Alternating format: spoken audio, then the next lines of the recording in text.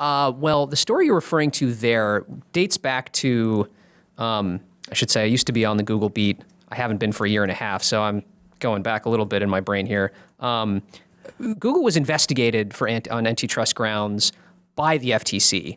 And the FTC took a very deep look at it, decided against pursuing any kind of antitrust case against Google. Back in 2013, right? Yeah, this is a few years ago. And what we had found, what a colleague of mine in Washington had found was a big chunk of an internal report by one group of staff at the FTC who recommended, that staff recommended that the FTC pursue a case. And ultimately, the commissioners decided not to.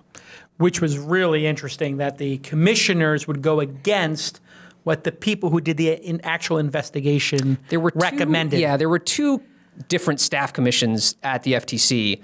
One recommended going after Google and launching a case. The other one did not recommend that.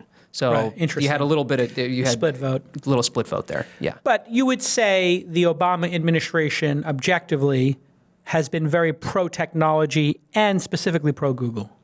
I think so. One of the interesting things, Google, of course, has been a very big donator to President Obama. Right. So has Microsoft. Right. The key company that has been anti-Google and in some respects most on the front line seeking a case, an antitrust case against Google, they are also very much an Obama supporter. Right. So there's that's another wrinkle that people have to keep in mind. Right. Yeah. All right, what do you think? Is the current administration just pro-business and anti-throttling business, or do you think there's a little maybe favoritism going on with let Google run amok because, well, they gave us Megan Smith as CTO and they've got very close ties? Does it feel like there's a little bit of thumb on the scale with the Obama administration and Google? And so part of the question there is, does lobbying work? And the answer is, if it didn't, they wouldn't do it. Right. Yes, lobbying works. Both parties have been fairly reluctant to launch any sort of real antitrust campaign within technology in the U.S. Right. It's largely been, what is Europe going to do, and then how far behind is the U.S., or are we going to catch up at all? And fundamentally right now, the reason nothing is going to happen is because, the FTC is supposed to have 5 commissioners, they only have 3. They have continuously referred to their 2013 decision not to take any action on Google whenever asked now, even when evidence has shown that things have changed, that Google has, that mobile has become a bigger deal and Google has changed its practices on mobile, changed its practices on desktop. Despite any of that evidence, and there's been congressional testimony, to this end, they've referred back to that 2013 decision. What we do know now is that, and we reported on this a couple weeks ago, the FTC has been talking to, representatives from the FTC, so not the commissioners, but staffers have been talking to various companies in travel, hospitality, the usual suspects, gathering information about Google's potentially anti-competitive practices. Now, they do this routinely, but what we have heard and what we reported is that those conversations have been more than just casual. Let me take a moment to tell you about a product that almost all of my startups use. It's called Braintree.